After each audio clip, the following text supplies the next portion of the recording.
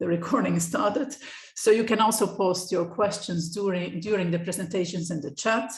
And Miriam is our chat master of today. She will monitor the chat and pose your questions to the speakers after the interventions. I would also like to inform that the presentation which we will present today will be shared after the webinar. And in case you would like to be active on social media and Twitter about our event, please use the hashtag #PlantTheFuture or shift to plant-based. So before we start, I would also like to present and to give a short word about who we are for those who would not be familiar with the European Alliance for Plant-Based Foods. So the European Alliance for Plant-Based Foods is a multi-stakeholder alliance representing stakeholders from the entire plant-based foods chain and civil society. And it is our mission to put the plant-based foods at the heart of the transition towards sustainable food systems in Europe. And our main activities are advocating for policies that stimulate and accelerate the shift towards more plant-based foods in Europe. Also advocacy to create a real level playing field for the plant-based foods. We also advocate for a positive environment that stimulates the plant-based food choice for consumers. And last but not least, we are also advocating to have more public funding for research and innovation in the plant-based food sector. So our membership is steadily growing. We already represent a big network of companies and organizations. And we would like to invite all the organizations present in the meeting, next slide please, who are not yet member of the Alliance to join us and to support us in our advocacy. So as said before, we are working towards our goals, next slide please, mainly through advocating, also through stakeholder engagement and communication. So this brings us to the topic of today. Next slide, please. So the topic of today, I think it's very timely to have this event because the European Commission is calling for a paradigm shift to sustainable food systems. So in various policy documents, from the Green Deal to the Farm to Fork, but also Europe's Beating Cancer Plan, a reference is found on the need to shift to more plant-based diets, which is recognizing in a way the positive role and the contribution that plant-based foods can play in the ambition to transition towards more sustainable food systems. But when we look in detail to the Farm to Fork strategy, there are many actions. To be precise, there are 26 actions which are defined. And these, of course, are good actions, and they will contribute to making the current food system a bit more sustainable. But so far, we are lacking very concrete policies and measures that really facilitate or accelerate the shift towards a new paradigm, a new sustainable food system, which is predominantly plant-based food systems. So this is still missing, and we would like to motivate the policymakers really to create a vision and also have policies in that direction. So really to facilitate and to foster the transition towards a new sustainable food system, which is predominantly plant-based. But transitions, they do not happen overnight. So, and in order to provide all the stakeholders involved in the transition a better insight on how transitions work and what needs to be done by who and when, in which phase of the transition. For that reason, we commissioned New Foresight to write a paper on the pathway to initiate a shift towards more plant-based foods production and consumption in the European Union. New Foresight is a strategy consulting firm dedicated to driving change, working on structural solutions to some of the most critical sustainability challenges of our generation. New Foresight has also been supporting the plant-based transition in the Netherlands, and I am very pleased to introduce today our first speaker, which is Mr. Lucas Simons, who is the founder of New Foresight, and who will present the paper with the main findings of the paper. Mr. Simmons is an international recognized thought leader on system change and sustainable market transformation. He is also a lecturer at several business schools, and he is the author of 2 books, Changing the Food Game and Changing the Game. So without further ado, I would like to give the floor now to Mr. Simmons to take us through the paper and to highlight the key conclusions and key advices that he could bring to help to transition to more sustainable plant-based food. So Mr. Simmons, the floor is yours. Thank you so much, Siska. Thank you so much, Miriam, for this introduction. And while I take over the floor, can you please give me the rights to share my screen, which apparently are not here.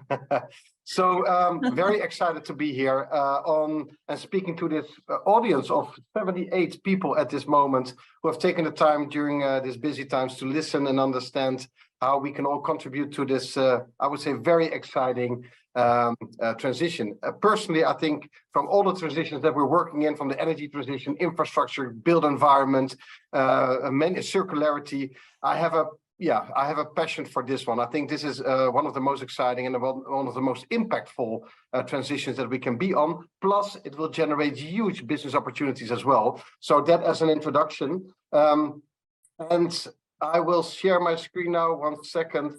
Here you go. I believe you can see it. Yes. Now. Yes. Here you go. So my team has worked on this paper and where we have sort of described how transitions work and what the call to action is to bring this transition to the next phase. And I've been asked in 20 minutes, only 20 minutes, to give you an insight on how that works, how the transition works, and how can we apply that to this plant-based transition. Now, granted, normally I can talk for hours on this point, and it is about system change, so I prefer to talk about hours on this one, but I only have 20 minutes. So what I will do is only in a couple of slides take you to the grand story, a little bit on conceptual level on how transitions work. What is a complex problem? Why do we need transition strategies? What does it mean for the different phases that we're going through? And then ultimately, what is the call to action if we apply this to the plant-based transition? So 20 minutes, I got my colleague Martin here to signal to me, oh, you only got 10, you only got 5 minutes, just to make sure that I stay on time. So I was already introduced, so thank you so much for that. New Foresight consultancy firm. For the last 15 years, we've been working on transition management. It's a personal passion of mine. So we used to work almost exclusively in agriculture, but since the last couple of years, we are working in many different other sectors: circularity, infrastructure, built environment, energy, etc., etc. And we're based here in the Netherlands. We have 3 main topics or practices, if you will. One is strategic transition roadmaps. I think this paper is a good example of that. The other one is how do you actually do it and implement it and work together? And then the third one is how do you measure progress and how do you create a business case? And I think that is very important. We come from the school that ultimately there needs to be a business case. This cannot be subsidy driven, otherwise it remains a hobby. And so how do you do that? Then personally about me, I'm the founder of the New Foresight and Scope Insight, another firm that I have. We're all about system change, wrote the 2 books as was already mentioned. And so if you want to know more about these transition theories, this is a good source, Changing the Game.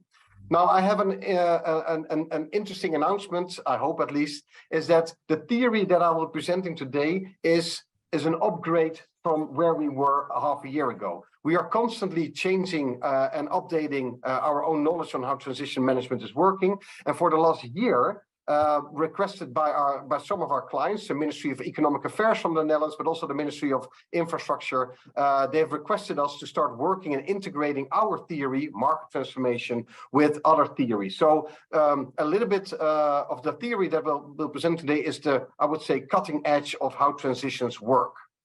All right, first question to you. I know you cannot answer me, but in your minds, try to answer this question. We are talking about when we talk about climate change, or when we talk about biodiversity loss, or circularity, or poverty, or these huge, big problems that we have, then many people say, well, this is a complex problem. But do we actually know what makes something complex?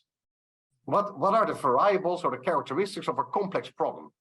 Well, there are several, but if you want to make it very simple, I try to divide it in these two axes, and it's very important to start with this notion. The first one is, how difficult is the change itself? If we want to move from a, let's say, meat-based protein food system to a plant-based protein system, how difficult is that change itself? Is it technological difficult? Is it cultural difficult? Or do we need to do many different things? So how difficult is the change itself? Well, I think we could argue here that it's not easy. I mean, we're not putting a man on the moon. It's not that type of complexity, but it is certainly not easy. There are quite a few things that need to change in order for this to happen. Changes on the production base, changes on the consumption base, the value chains need to be different, business model needs to change, etc. Now, the second X is how many stakeholders need to change as well in order to make this transition a success. And each of these stakeholders have their own interest. And this is very important, right? So it's not in the interest of most stakeholders. Perhaps it's in the interest of many who are at this call, but we also know that we're up against the current system that has their economic incentives and interest in keeping the things as they are. But also all the stakeholders that need to participate in this transition towards a plant-based future will have things like, who's going to pay for it? Who's responsible for it? What is my role? What is the role of the government? Where are the risks? Who will create supply? Who will create demand? All that kind of stuff. So everybody is facing the same kind of questions, and each stakeholder has their own interest. If we are in the upper right corner of these two axes, so the change itself is difficult, but also many stakeholders need to change as well, and they all have their sometimes conflicting interests. If we're in the upper right corner of these two axes, then we could say it's a complex problem. And that is very important, because when you have a complex problem, you need a transition strategy. But if it's not a complex problem, then we don't need a transition strategy. And nowadays, perhaps you recognize this as well, everybody calls everything very complex, but sometimes things are not that complicated. They just need to do their job. And so, but in the case of this particular transition, moving towards a plant-based food system is, I would say, indeed a complex transition. Why? New products, new technologies. We need to grow different things. The supply chains need to work in a different way. We need to change the consumption environment, new products, etc., etc. So this is indeed a complex problem, and therefore we need a transition strategy.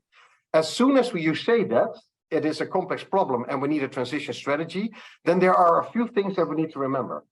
One is, if it is complex, there are no simple solutions.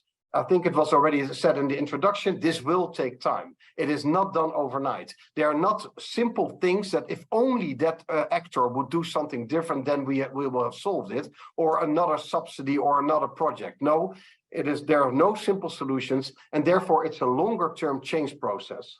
That is one. But and also there's not one organization that has all the power or all the responsibilities to change this. So every different stakeholder is important. It is not just the government. It is not just the businesses. It's not just the NGOs or the banks. No, we all need to start working in a smart way together in order to accelerate this transition. So this is a little bit as an introduction. Now, once you have a complex problem, how does a transition work? Well, here you see a very conceptual picture, and I will explain it to you. There are a couple of things that we need to remember when we are faced with a transition. One is, every transition goes through phases. As I said earlier, if it's not immediate and if it's not simple, then it will take a longer time. And that means that we go through a change process. And as we all know, a change process goes through phases, because what you do at the beginning of a change process is different than what you do in the middle. And it's certainly then again different what you do at the end. So also this transition will go through phases. And you will see here 4 phases being presented. And while we go through those phases, we need to do 2 things. We need to upgrade or scale the desired solution, the more sustainable solution. So that needs to go from small or hardly existing to the new normal. So how do you grow that desired sustainable behavior? How do you scale that? But at the same time, we're faced and we're up against that whole meat-based system, as we already said. And how can you put pressure on that and ultimately collapse or break down that system? So now we know already a couple of things. One is it goes through phases, and every phase has a different strategy. And then while we go through the phases, we need to emerge the new, break down the old, and then to make it even more complete, there are 6 factors that need to be there in every phase, because if one of those factors is not there, the transition will stop. And just to go through them very quickly, one is there needs to be pressure, there needs to be urgency, there needs to be a feeling, a burning platform feeling like we have to work on this. If there's feeling of urgency is not there or it's not sufficient, then the transition will not succeed. Also, we need a vision. Where do we go to, right? So that is factor number 1. The second one is, what are the solutions? Because if we don't know what will bring us there, then we will fail. So do we have solutions? Are there alternatives? If they're not there, how can we create them? The third one is we need enough knowledge about how does it work, and we need to spread and diffuse that knowledge. So I was very happy when Siska introduced that you're also working on that learning agenda and that innovation and research. So this goes into this barrier. Then the other one is we need to develop markets. This will not happen by itself, because every entrepreneur or every company that will want to do something new and work with plant-based, they are up against that whole old system. And so whatever they do will be more expensive and it will be more riskier than the old behavior. So we need to do everything we can to give these guys the first mover advantages, to take away the risk, to help aggregate the markets, differentiate the markets, etc. The fifth and the sixth one is we need enough resources, because everything costs money. We need to invest in learning. We need to organize. We need to differentiate. We need to do a lot of things. We need to campaign, etc. So how do we create enough resources to do this?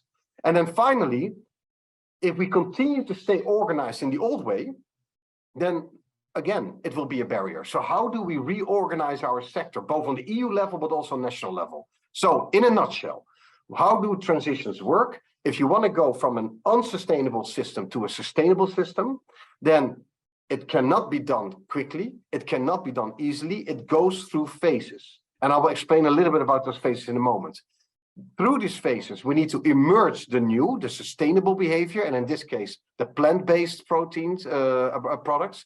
At the same time, we need to start put increasing pressure on the old. And then while managing those phases, we need to look at those 6 variables. Now, what are those phases? Because they sort of determine the tune of the music, if you will.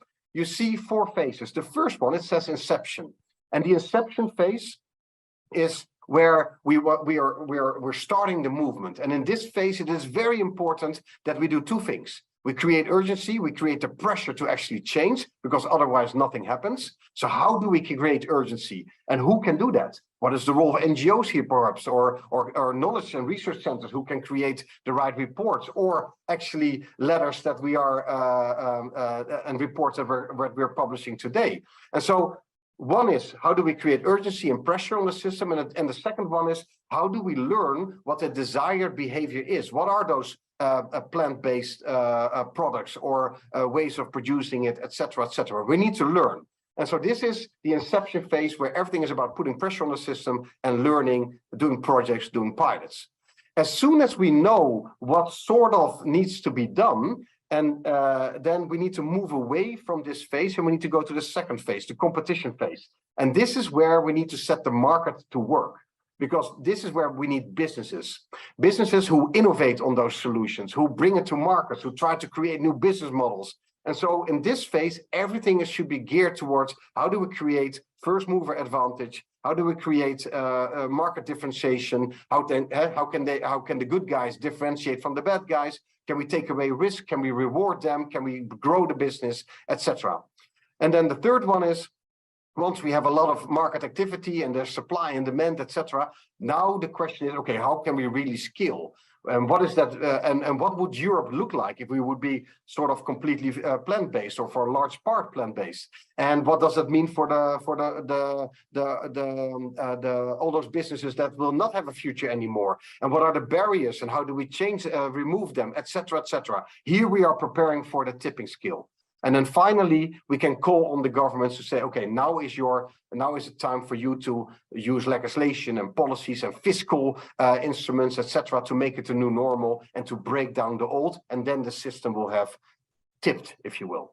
And now, like I said, the dynamic changes over each phase, but it is very important that we understand how these 6 processes, as they are, how do they translate in each phase? And so this is the new thinking. We call this transmission from market transformation and mission-driven innovation systems. And we've also looked at other theories from Drift and the X-curve, etc. If you integrate all of 3 of this, you get a dynamic like this.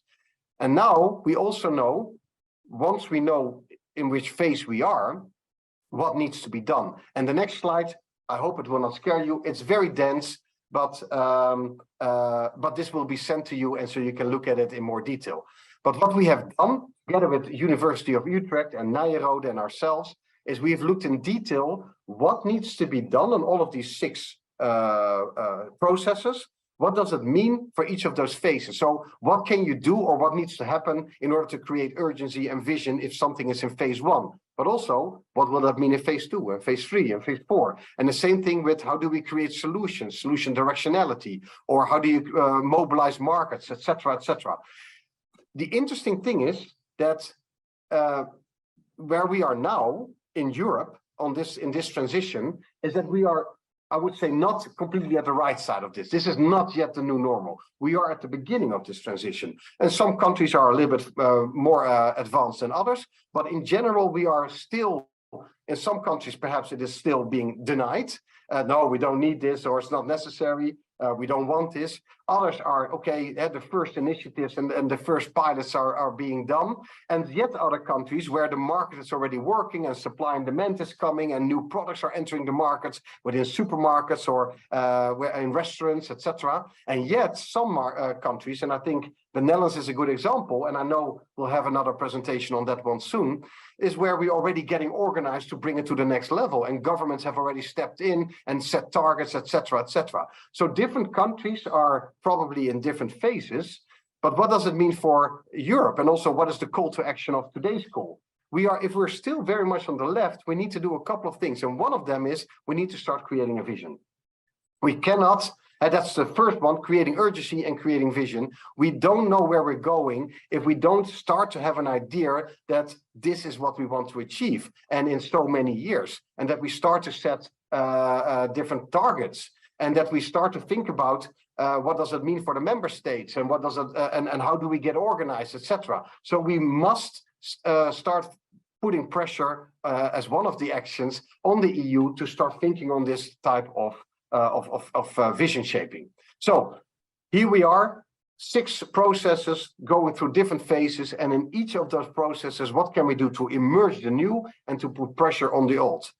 Now, this tells us what needs to happen. And again, right, take your time later to look at this in detail, and it is work in progress. So it might change even a little bit in the near future, but this is the latest insights that we have and that we can share with you. If we know what needs to happen per phase, then the next question is, but who should be doing what? It doesn't happen by itself, right? So there are different actors, different stakeholders who needs to come up with interventions, with strategies, with plans, with actions to actually get it done. And so this is the last one, is that there are different stakeholders that can help in this transition, that should help in this transition. We have governance, we have academia, we have financial institutions, we have NGOs and platforms, we have companies, we have media. So there are different stakeholders who can play or should play a crucial role in the acceleration of this transition. So if we know in which phase we are, and we therefore know what needs to happen, look at all of those processes and what needs to be there. And if it is not there, it becomes a barrier. And as soon as we know in which phase we are and what is there and what is not there, we can start thinking about what other stakeholders can and should play a role in the acceleration of this transition. Because remember what I said at the beginning, if it is a complex problem, and this is a complex problem, then there's no simple solution, and there's also not one actor that can arrange it or that is responsible for everything. We need different stakeholders to start working together in a certain way. So imagine... Lucas, Yes. sorry dat ik even interveneer. I'm sorry, but apparently you have become host and there are people waiting in the waiting room, which I get messages. So while you shared your screen, you also became the host. Can you please let them in? Also, my apologies, I didn't know I was the host. No, I would have been more welcoming to the new people. So thank you for interrupting that. I just allowed them in. Okay, Yeah, take your time. Take your time. It's important that people listen to you. We have time, so please take your time. Thank you so much. And I see new people coming in, and I will press admit every time. So thank you for notifying me. So going back, so if we have a complex problem, then there's no simple solution. Therefore, the change process will take time. It goes through phases. Within those phases, we need to emerge what we want to see, what we want to see more of. We need to break down what we want to see less of. And in each phase, we know that we have these 6 processes that needs to be there. Again, I've showed them earlier. But in order to then go to strategy, who should be doing what, this overview is important. We have different stakeholders. And like I said, there's not one organization, not even the government, not even the EU, not even the World Bank or the UN, that is powerful enough to decide by themselves, we're going to change the system. I wish it was that simple. We need different stakeholders to intervene. And that's why I applaud the organizations who are behind this call to rally everybody, to start getting organized, to take initiative. This is what we believe. Every organization can initiate and accelerate the transition, but we need others as well. And just an example, I should have perhaps mentioned it earlier, a question. And again, I know you can't answer, but if we look at other transitions, right? Let's take the agricultural transition. We know that this system is very unsustainable. If every organization that works in the agricultural transition to make that sector more sustainable, every organization like governments, academia, businesses, banks, NGOs, etc., if all of these organizations would have a musical instrument, what kind of music are we making together? And probably most of you are thinking now that will be noise or cacophony, or some would say an extreme form of free jazz. And I would argue this is exactly the problem. We are dealing with a complex problem where whole systems have become unsustainable, where everybody has sort of an economic interest to continue with that behavior, knowing that it is unsustainable. And so we need it's a complex problem. We need a transition strategy. And usually our best effort is we make noise. Everybody just does. Everybody has their favorite tool. And so the trick is, if we want to accelerate the transition, that we need to move away from noise to music. And the way to do that is thinking through those phases. In which phase are we? Therefore, do we know what we need to do to emerge the new, to break down the old, and to make sure that those 6 variables, these processes are there? And then, who are the stakeholders that needs to intervene and need to step up? And how do we get organized? So what is the role of the government? What is the role of the learning community and the knowledge and research institutes? What is the role of banks? What is the role of businesses? And what is the role of NGOs and media? So we need to get smart and understand the strategy, and then the question is, how do we get organized? And so I'm sorry, I'm getting my here you go. So what is so this depends per country, right? This is not a one size fits all. And so what is very important is that we're going to call for a vision on EU level. That stipulates where we want to go to, what the future will be like, what the goals are, what the timeline is. But we need to consider the subsectors. This is not a one size fits all. So what does it mean for the production, and what does that for the demand, and what does that mean for the policy environment, and for etc. So we need to have a vision. Then we need to break down into strategy, because just a vision will do very little. Action without a vision does very little, but only vision without action will do very little as well. So once we have that vision, meanwhile, we need to understand what is the strategy to get there. And for that, we need to understand the current system. Why are we stuck? What are the interests at play? Who are the players that we can call on, etc. We need to then translate in which phase are we? And that will differ per country, as I said. The Netherlands might be a little bit more advanced, and other countries might be a little bit less advanced. So what is the status of each country? And can we then translate that to an intervention matrix like this? If we are in this phase, then this needs to happen. And therefore, these type of stakeholders need to step up and need to do their thing. And so if you follow these 4 steps, we can come up with transition strategies that will actually help accelerate the transition towards the goals that we want to see. Now, I'm almost done. So, as a wrap-up, and as a summary, we are faced with a complex transition. This is not a simple one. We are working in many, many different sectors and many different transitions, and some are easier than this one. There might also be others who are more technological complex, but this certainly is not a small transition. It's a big one. And therefore, we need transition strategies. We cannot just try to solve it with simple solutions. So that was message number 1. In order to create a transition strategy, we need to understand how that works. And as I mentioned before, we need to understand it goes through phases. Every phase has its own dynamics. Through those phases, we need to build up the new, break down the old, and we need to think about those 6 processes. What does that mean? So in which phase are we? And then we need to translate that to strategy. And so that boils down to these 2 points, I would say. And this is also the call to action in the paper that will be presented. The first one is, please, EU, step up, become a partner in this transition. It will not happen within Europe without the EU. So help come up with a vision, set clear targets, divide it by sub-transition, make it time-bound, and think through what it is that we need and what the role of the member state is. But like I said, this is a very important ingredient, but it will not be the whole transition. The second one is we need to, meanwhile, I would say, think about what is in which phase are we per country. So can we actually, for Spain and Italy and Portugal and Belgium and Germany and I don't know what, can we start looking at what is the state of the transition in each of these countries? In which phase are we of the transition? And therefore, what needs to be done? What is the transition strategy on member state level? And so, and while we do that, I would add a few as well. Please, please, please look at those other processes as well. Continue putting pressure on the system. We need the campaigners here. We need to make sure that the old system is put on pressure, because without that urgency, this transition will not accelerate and it might even stop, because we have so many other crises as well on the agenda. So please consider that we need continuous urgency.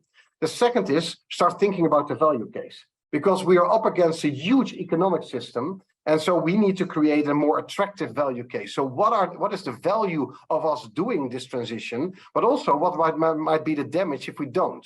And this should be a compelling value case so that it is further ammunition, if you will, to convince everybody. The third one is start thinking about how to recognize the market players who go first, those front runners, those first movers. How can we reward them? How can we recognize them? How can we create demand for them? And perhaps how can we nudge the laggards, those organizations who do not want to play? Can we put pressure on them?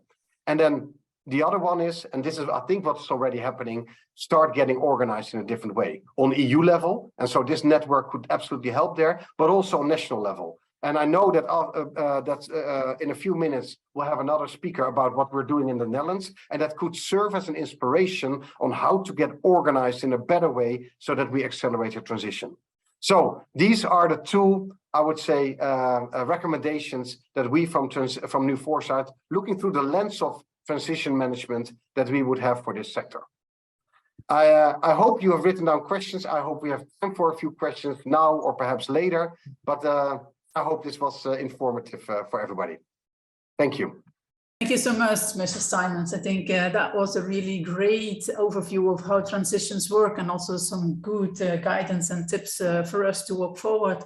So I would like to give the opportunity to the participants to ask a few clarification questions for the moment, because we will have a discussion after the two following interventions. But if there are things which are unclear, I would like to allow for a few clarifying questions. So Miriam, could you see whether there are such questions in the chat and post them to Mr. Simons? Yeah, there's one question of Anneke from Feedback Europe about creating a vision. She says, Lucas, you mentioned that the EU has to do this. Is a vision an abstract concept here or a concrete thing, a report, a visual on where you're heading? And then either way, who do you mean by the EU? And I think you mean the EU government institutions by that, but please clarify. Yeah, a beautiful question. Yes, indeed, the institutions. And I would say it's a verb. So creating a vision is not a document that could be a result out of it, but it is an engagement strategy. It is starting to talk to different stakeholders. How can we do this? What would that future look like? Who will be? Who are our partners? Who are the ones that will need to change? How do we do that? What does it mean for the sub-transitions? So this is not done in isolation, please, because then it's just another report that will be contested and people will not agree with it, etc. So it's an engagement strategy that should ultimately lead to a vision with targets, time-bound planning, and an understanding of what does it mean for the sub-transitions, and then set as targets. Okay, and there was another question by Jeffrey. What would you see as the key research priorities for universities and institutes? And there have already been lots of research and studies saying what the advantages are of a more plant-based food system to animal sourced, but what should research and universities do to get the message through? Yeah, well, that is one function of research institute, is to create that value case. That value case is not necessarily done by research institutes. It can also be done by you, for example, that you collectively do this. And I know that there's already quite a bit of data on it. But I also think that it could be organized and presented with a bit of more urgency. It is still very much, it's too easy to still ignore. And so how can you pull together, so for example, this network, how can you create that urgency and the attractiveness of that vision of where we need to go, but also what happens if we don't? So that is one function. Research firms can certainly help there, but it's not necessarily their main their task.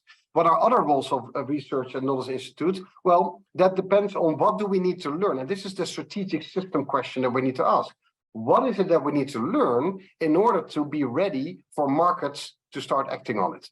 Right. So what is it? Do we need to learn things on the production side? Do we need to learn things on the new products or the new technology side? And also here already a lot of there is there, but what is it that we need to still learn and pilot and experiment with so that we are better prepared to unleash market's forces, if you will? So then we go to the next phase of transition. So it might depend per country, so I can't give a conclusive answer, but this could be one of the analysis that can be done when each country determines its own, in which phase are we.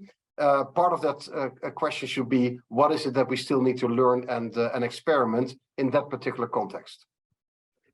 Okay, thank you. And one more question from Sandra. You argue, Lucas, that Europe needs a vision and time-bound targets to accelerate plant-based food system.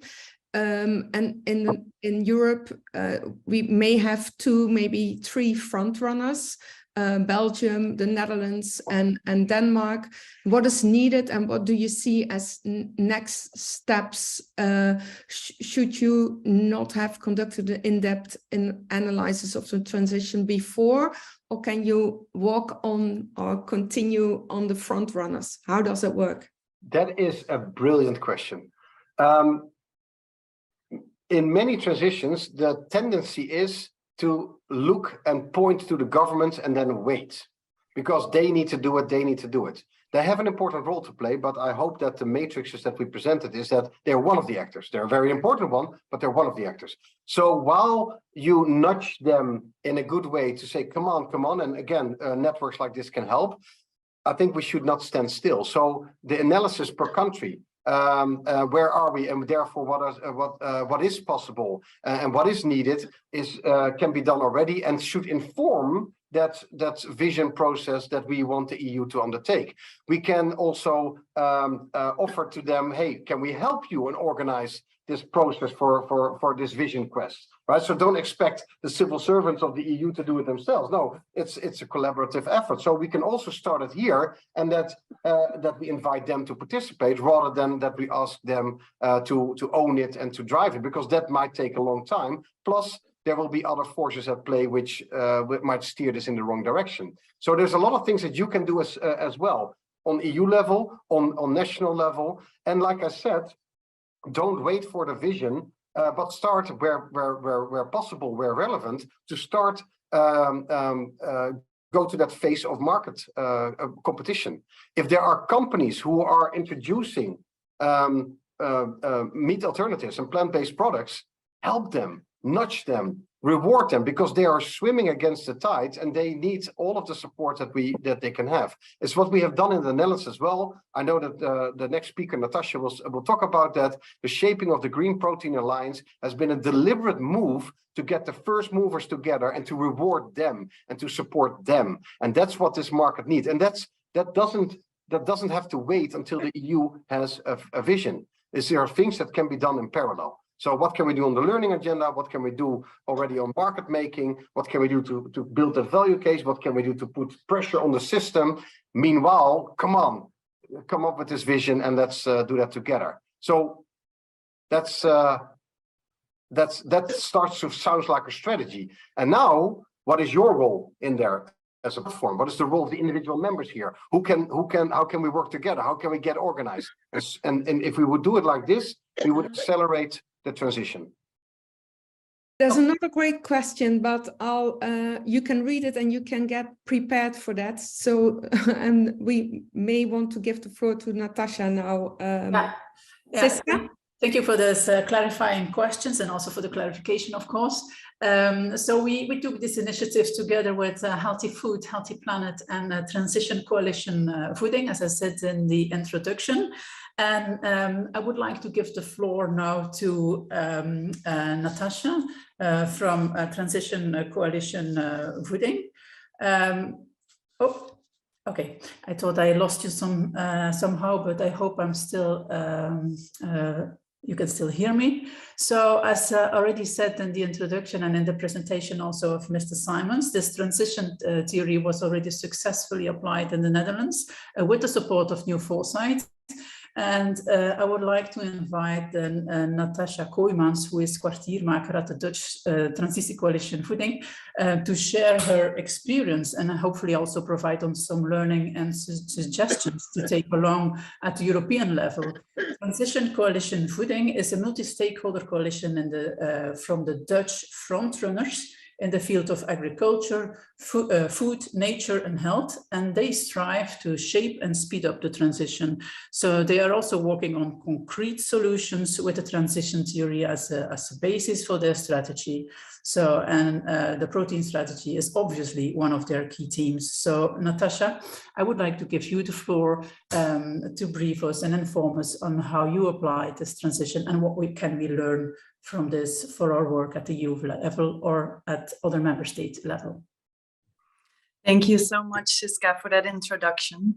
I will do a short review on what our lessons learned were in Holland, and I will do that without slides. So I hope you can follow me. As Transition Coalition Food, we have system thinking and also the transition theory in the core of our strategy. As for one of the 4 themes we focused on as a coalition already in 2017, together with New Foresight and the Green Protein Alliance, we conducted an analysis to define the state of the protein transition in the Netherlands. The stakeholder matrix that resulted from that was a guidance for us over the past year, and actually it still is. It gave us the guidelines for how our own role is, and also to oversee the roles of the different stakeholders. And I would like to share today with you some of the main lessons learned in the past years, and those are 4 lessons. Of course, there are more, but I have to keep it short.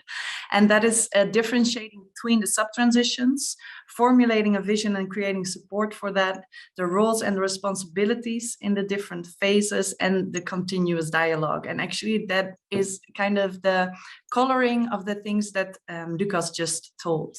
So first of all, 3 sub-transitions. We defined that the protein transition is not just a protein transition, it's actually a transition of multiple transitions. First of all, the consumer side, that is the shift towards a more plant-based diet through mainly steering the food environment. The second is the production side, and then the more sustainable plant-based transition. And the second of all is also on the production side, and that is the less and more sustainable animal-based transition. So that gave us actually the facilitation of a clearer discussion, because it mitigates also the confusion on what we are talking about. But also the different transitions ask for totally different solutions. Specific to the Netherlands, of course, a country in which 75% of the food products are important and 75% of the things that we produce are exported, consumption and production are not really correlated, and impacting on one of the 2 is clearly not enough. So a holistic approach is needed, and that's also why these differentiating really help. Also, we could see where most and least attention is at this moment, and that facilitated us to make a choice where to focus on. And for us, that was in the first place the consumption side, because there was much more attention for the production side, which is kind of logical because that is where the money is easier to make, while the other one touches upon diets, which is a very sensitive subject, of course. So the second lesson that I want to share is that the transition theory really helped us to formulate a strategy. It helped us to see what is necessary in which phase and which players have which role.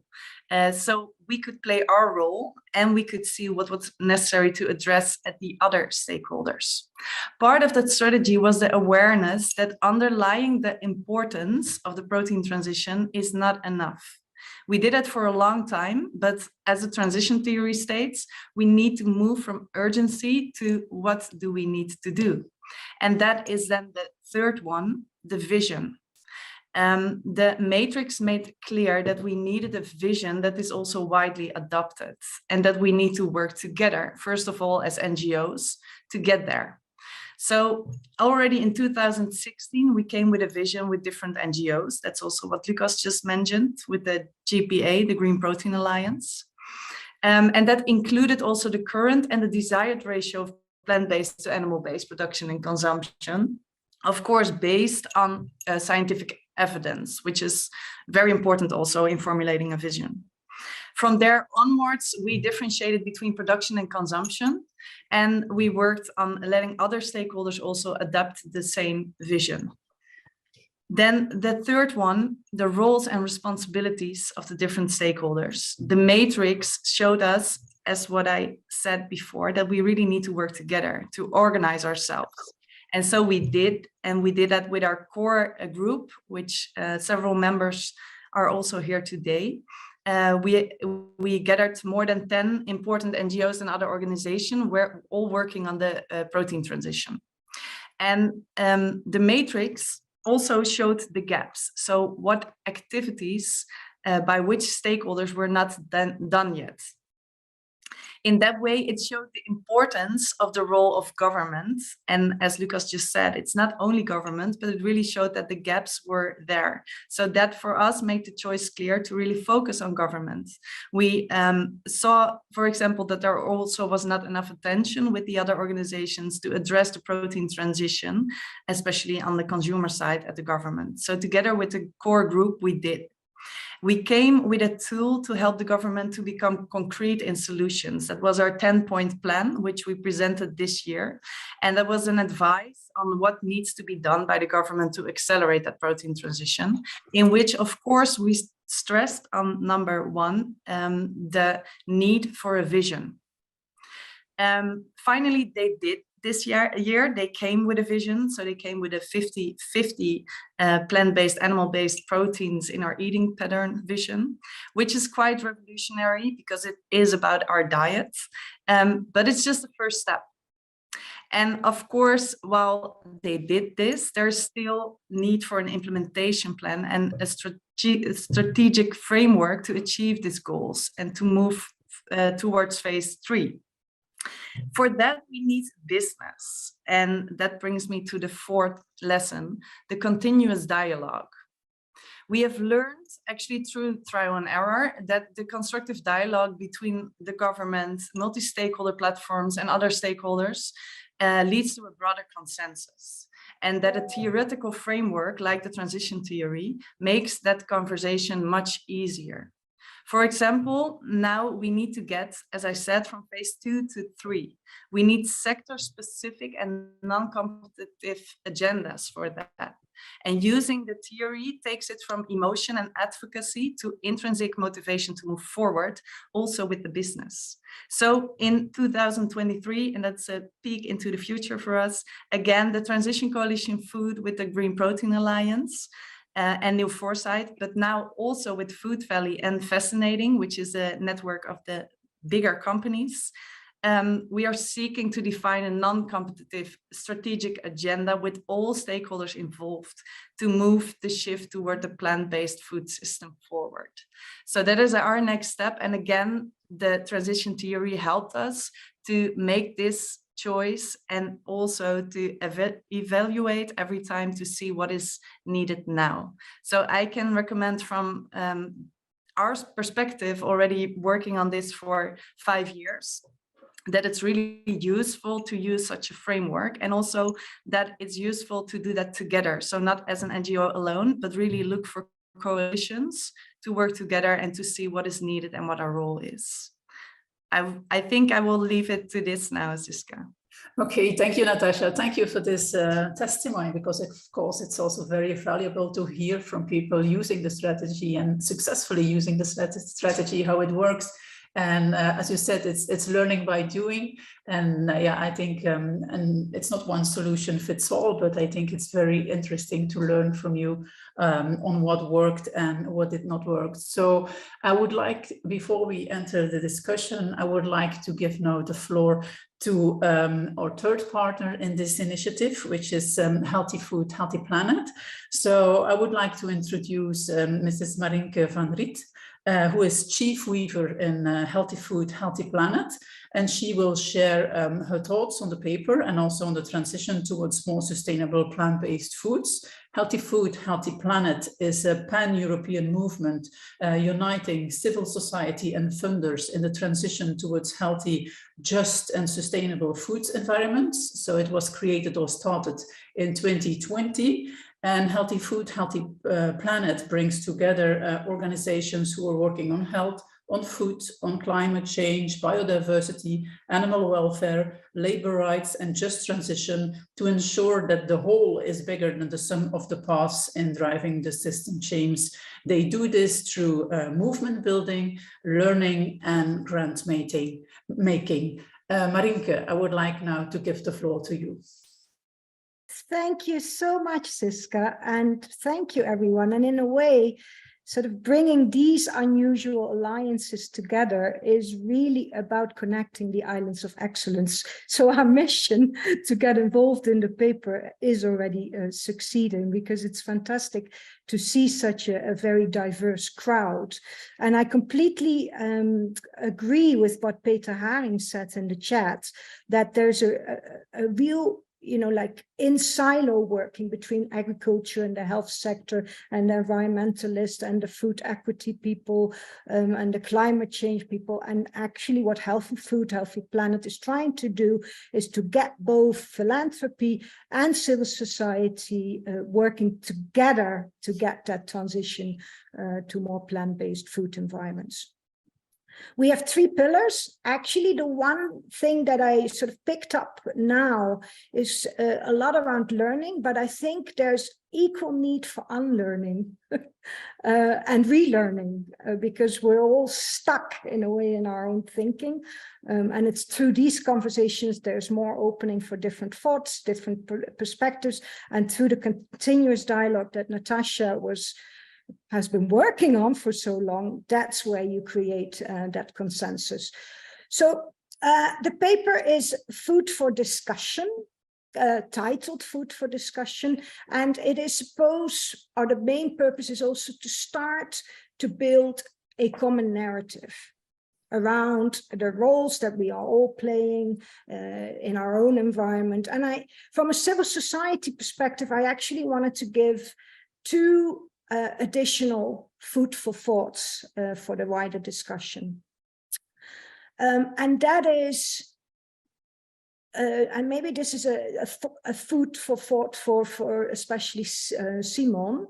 It's around having had major conversations now with civil society groups in countries where there's rising populism, where there is that quite toxic civic space.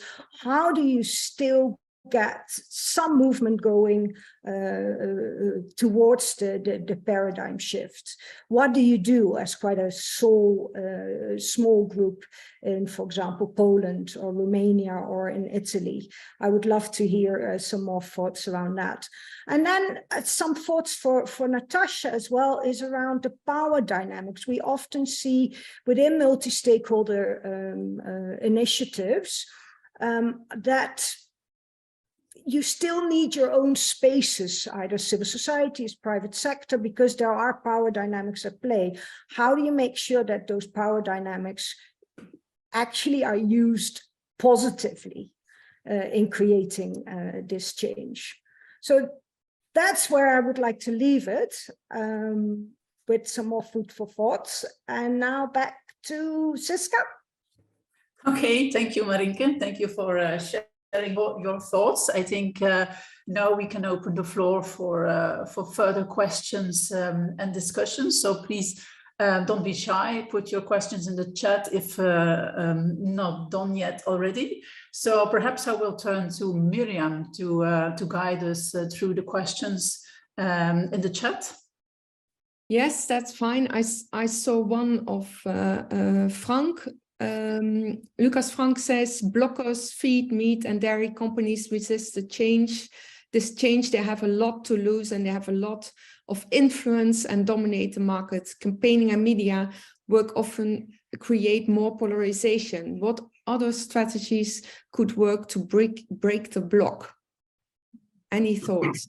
Fantastic question. And this is where one single actions alone do not work. So and that's also why, again, I'm talking about the phases. I'm talking about what needs to be scaled up for what we see more of and what needs to break down what we see less of. Only breaking down will not work, because there are then not yet alternatives, and it's considered by every stakeholder as a loss, because we're losing employment, we're losing business opportunity, we no longer have things. And so in order to break the block, in our experience, it is first build the new and make sure that that becomes more attractive and more scalable over time. And then make sure that the interests are being built up in the new system, also done by those who have an interest in the old.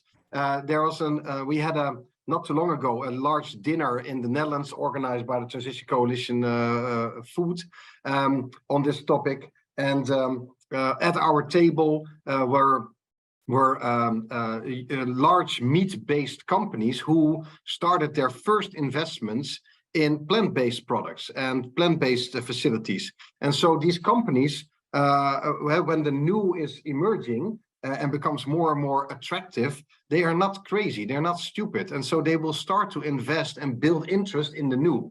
And that's how you also can break the block. So it's a combination of things. And I think that's the most important thing. Put pressure on it, campaign, nudge them, etc. Name and shame. That is great, but only that will not change it. Meanwhile, build the new, make sure that it is attractive, that there's an investment case in it, that there's market share, etc. And then slowly but surely you will see that that the interest will also rise in the other in the other new system, and that's how you can ultimately win more and more of those companies to the new. And then ultimately there will always be companies who will resist. Who will have made a mistake, the Kodak moment, if you will, who haven't seen it coming or thought that it would just pass by and move away, and they will need to get at some point be removed from the system, and that's then in the last phase where we need to get rid of the free riders. And so every phase again has its strategies to slowly but surely, and it cannot done by at once, to build the new and to break down the old. Okay, and another question, and that's a question which is put to more of you. So, but I'll start with you, Lucas, as I know you love politics. So Jo is saying she wants to hear more from you about how you envision this theoretical framework being translated into concrete political action at EU level. Give your thoughts, and then maybe Natasha and then Siska can also say what they think is needed at EU level. Yeah. I'm hesitating because there's not one simple fixed answer, but in general, we tend to think, and we as many of us, and I'm sure also many on this call, but certainly many outside of this call, think it's the role of the government to take action, to set the market, to determine the market, and within that framework, the market will work. That might have worked in the past, but that is not how transitions work, because per definition, governments have an interest in the old system, and their interests are economic interest, employment, political, geopolitical, investments, corruption. There are so many interests in the old system, lobby, etc. So to expect that pretty early stages in the transition, governments will start with active policies to change everything often doesn't work like this. And so that's why you see that governments have an important role to play in every phase, but usually at the left side of the curve, so the beginning stages, the real leaders are not the governments. There are NGOs like you. They are Knowledge and Research Institute. They are concerned citizens, but they are usually not the ones. It's almost a system law. The change never comes from those who have an interest in the old. And so, to answer your question, because the question was, how does it ultimately then translate into politics? It will become more concrete later on, once you are in phase 2, and then certainly phase 3. Then the call on governments will become more concrete. Until that time, do your worst, right? Now the ball is on your court. And well, we discussed all the strategies on emerging the new and putting pressure on the old. But change comes from other actors than from governments. The vision, yes, great, but then don't expect the governments to come up very soon, at least, with very concrete measures, except for those countries like perhaps the Belgium, the Netherlands, Denmark, and you already heard Natasha say it, where we are in a further advanced phase, and then they are suddenly ready to step in, and they get it, and they see the interest, etc. Before that, we couldn't move them, or hardly move them. And so evolve through the phases, and then the policy actions will become more and more concrete. And what can these policy actions be? what do you give a permit? What don't you give a permit? Where is money for research being spent and where is it not being spent on? How are people trained and how are people are uneducated? How are people no longer educated? What are fiscal stimulances and policies? What do we how do we nudge other organizations? So there are quite a few things that governments can do, but unfortunately, it will probably happen once you move from phase 2 to phase 3. Then suddenly governments will start to see it and understand it and become more active, in our experience. Okay, so in fact, if I can sum up, ask for a vision means we need to build a vision of our own first as NGOs, industry, to ask the government to come up with. It's in fact the same which happened in the Netherlands. I would certainly ask them and nudge them and ask them to participate, but the expectation that they will lead is often disappointing. So they should come up with a vision. That's absolutely right, but don't wait until they come, because it's not in their interest. Everything should be done, and I'm just going to repeat myself. Build the transition strategies per country, keep pressure on the system, start working on the market. They will come at some point, but it is not often step one that they will lead the transition. I wish it was that simple, because then the governments would just start leading transitions everywhere, but they are stuck in the old system. Everything that they have will depend on that old system. And so, yes, they should come up with a vision, involve them, but don't wait. Meanwhile, there's plenty of other things to do that a fantastic group like this can and should do. Okay, then maybe Natasha, Siska, I see there's some more questions. Natasha, there's another question you may want to answer. Is there an example of a successful systematic transition from history or more recent past that we compare ourselves to and help others relate, of making them understand and buy into the vision? I think that may be a good question for you to answer.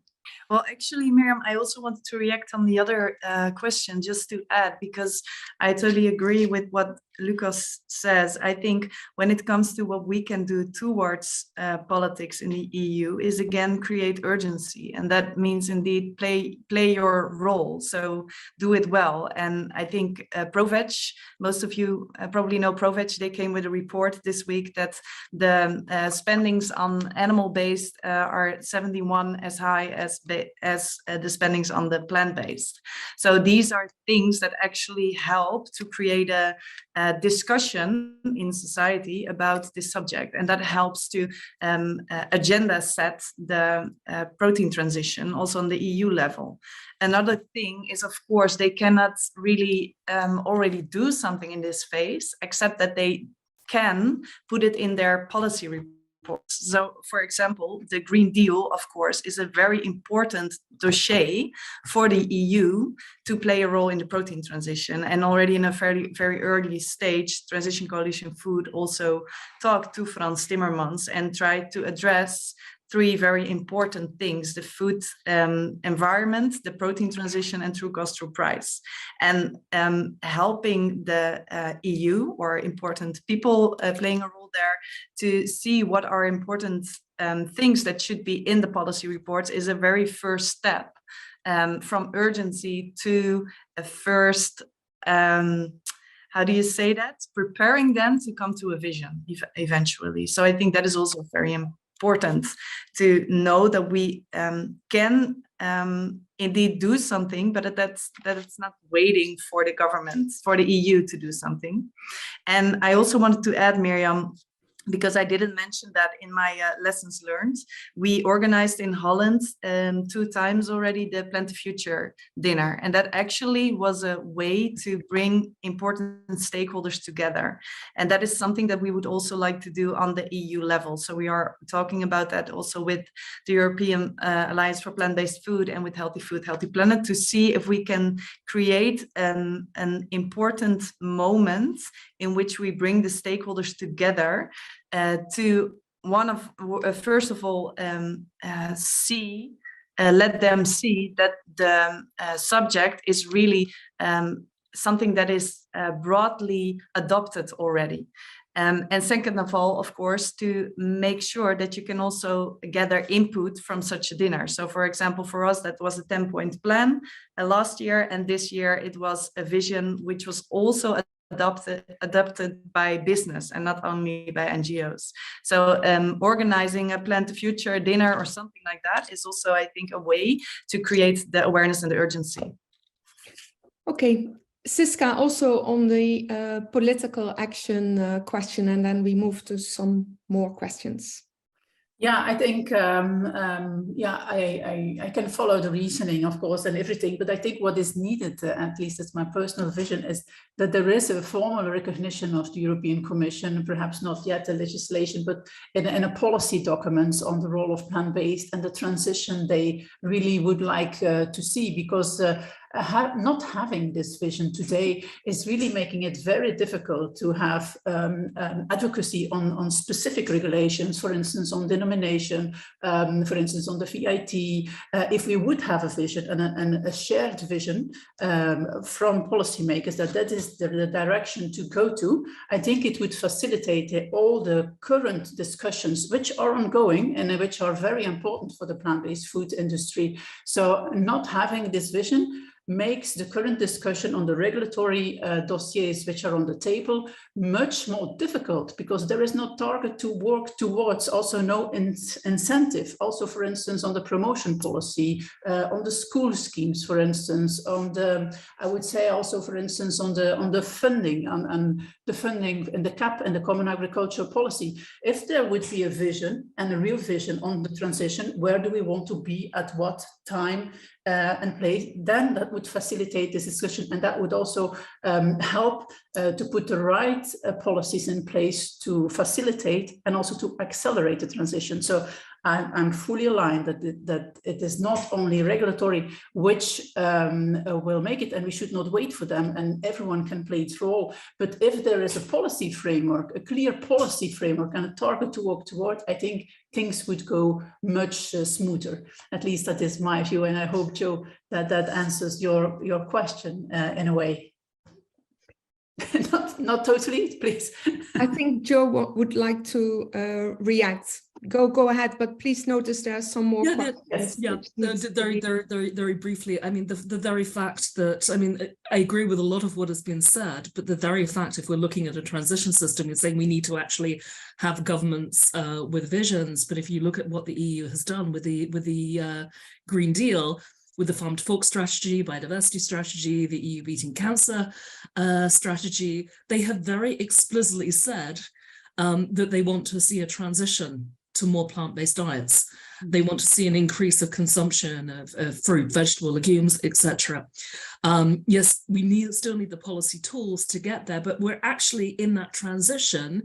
It might not be complete, and it needs articulation of the policies like the Sustainable Food Systems legislation. But I think we're actually already past a particular point that Lucas was suggesting that, you know, we still need to get there. We are already partially there at an EU political level, but it's still unclear to me how we're going to move forward on this, apart from making a bigger noise, you know, in terms of using the policy instruments and processes that are there to facilitate this change. Anyway, that's my yeah, we can discuss this.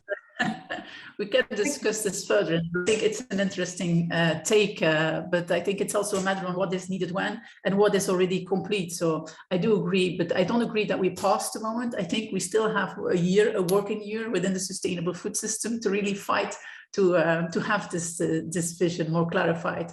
But for the sake of time, I think we are happy to take this discussion further, but I think there are many more questions in the chat who are also asking for a reaction if there's still time. Miriam. Yes, Lasse, your question, and congratulations again to your new job, being UN Director of Food and Climate, very important. And I think your question comes from that. It's related to trade and international financial flows. The current food system is locked into a global trade and regulatory framework with a specific focus on the EU. How can the trade and geopolitics best be addressed so the focus remains but the consequences of lowering feed imports from the Americas are also seen.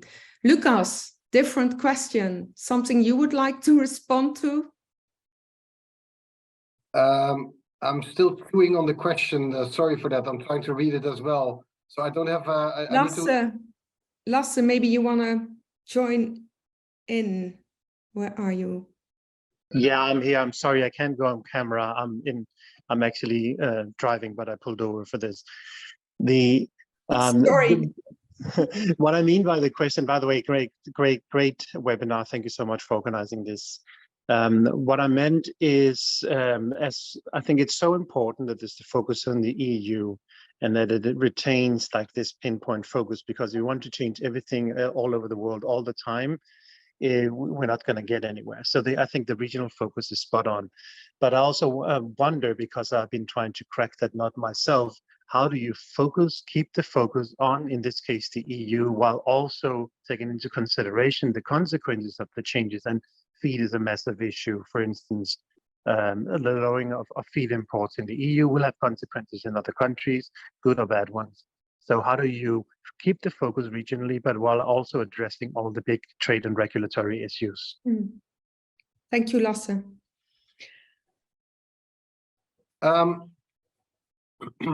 The current regulatory framework in which, for example, trade, international trade currently happens is the last thing to break down and will be changed. It will not happen very soon. And they will change it by only when there's plenty of alternatives, and that new system will work as well. And so that will be, in our experience, will be more to the right of the curve.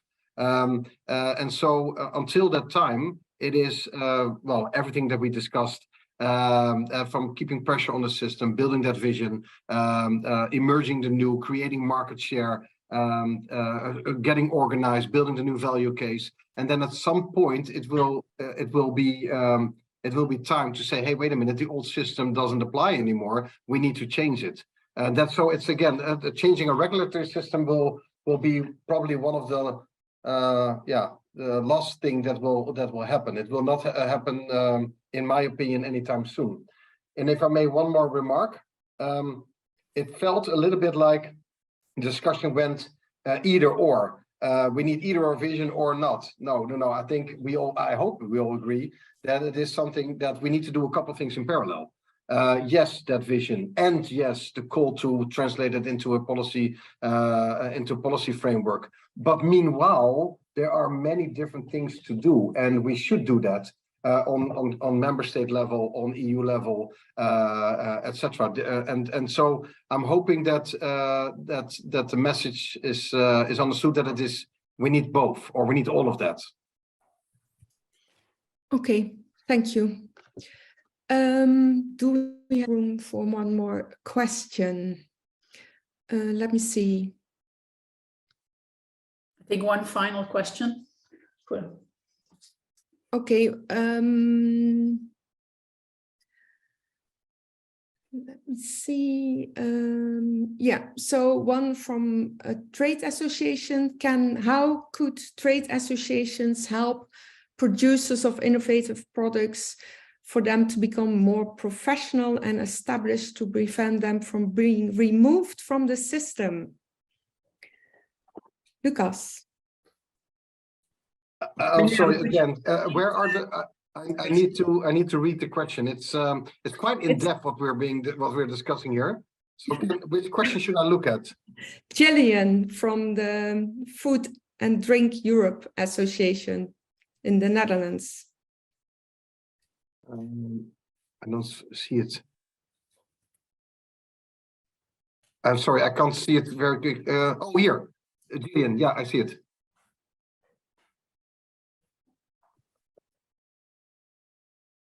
How could a trade association help the producers of innovative products to become more professional and established, to prevent them from being removed from the system? Oh, so how? Oh, let me. Sorry, my camera's off. How do you, in general, right? So perhaps not specific to what a trade association can do or should do. what we see, by the way, is that these associations, not just trade associations, but associations in general, tend to have a broad membership base, where most of them are still in the old system, and they, of course, from their business model and their governance structure, tend to be slow-moving and more towards protecting the old. But so more in general, what can you do to make new products, new innovations, new services more attractive? And so you're absolutely right. They are swimming against the tide, right? So everything works for meat products, if you will, and including subsidies and promotion on television and supermarkets who promote it and consumers who are aware of it, and the logistics is optimized and the production is optimized. Everything works for the old system. And here you are as an entrepreneur or a business coming up with an innovation that goes against all of that, right? And it doesn't have all of those benefits. And so it is very, very crucial, and this is phase 2 transition, that we help create that business case. Because otherwise the mortality rate will be too high, because most products will simply not make it as long as the old system keeps being facilitated and supported. And so what can you do to help new products and new entrepreneurship is one, market differentiation. Here labels can be very interesting, so that consumers and others can make a distinction between what is the right one, what is the wrong one. It helps indexes, which company is doing it well, which company is not doing it well. How can we organize demand? So that it's not just here one little project, their little project, but how can we shape a demand so that there's more volume? How can we perhaps pool together different suppliers so that together they can serve larger markets? How can we identify risk for the supply and demand, and can we take away the risks so that it is more attractive for entrepreneurs from both sides of the supply-demand equation to step in? Can we help promote? Can we help educate? And so there's a lot you can do to help make the market, if you will. And different organizations have different roles to play. So NGOs don't just bash everybody, no, also celebrate those who actually are trying to do the right thing. So the naming and shaming is very important. Research Institute come up with the right examples, but also stipulate the wrong examples. NGOs, governments, your public procurement can be very important here, right? So how can, in their public procurement, can start rewarding those new products and those new standards, etc. The media can play a role here. So, like I said, going back to the theory, different organizations, different types of stakeholders, including associations, can help in stimulating, rewarding, differentiating these newcomers on the market. And they need all the help they can get. Otherwise, the mortality rate will be very high. I hope that was an answer to the question. Yes, thank you. I think we come to the end of the session. I think we are running slightly out of time. I noticed that there are still questions in the chat, so we will capture all the questions in the chat and react to them where possible. So I think to conclude, I hope you all enjoyed the webinar and also had some interesting learnings to work. I think the time, at least for us, is really now to work on this. So as Lucas said, we need a burning platform. I think we do have a burning platform. We have one with the climate issue, but also the discussions on food security. And then, of course, it is our intention to try to come up with a vision and also to stimulate the European Commission and the Parliament to have a discussion and to come up jointly with a vision, and not just a vision, but as Lucas said, an engagement strategy. So, and then also, I think there's also already some discussions or some, started, for instance, on the production within Europe. They are now looking at the European protein strategy, which is a very nice hook. Of course, it focuses a bit too much on feed, but it's an opportunity to also look into the food crops. So I think there are many opportunities still. So we as the APF, we will definitely, and together with our partners, we will definitely definitely work on this, and we of course invite all the associations and organizations in this call also to join us in this work and to really have this collaboration, which Lucas clearly highlights, which is a prerequisite to be successful. So I would like to thank our partners, Healthy Food, Healthy Planet, and Transition Coalition Fooding, but also the speakers, the speaker Lucas from New Foresight, and also the audience for your attention, for your interesting questions. And as said at the start, we will share the entire paper after the webinar. So hope you take the time to read it. And if you would have questions, please, and if you would like to join or share further or discuss further, please contact us, get in touch with us. And I would like to wish you a pleasant afternoon. So thank you all for your attention.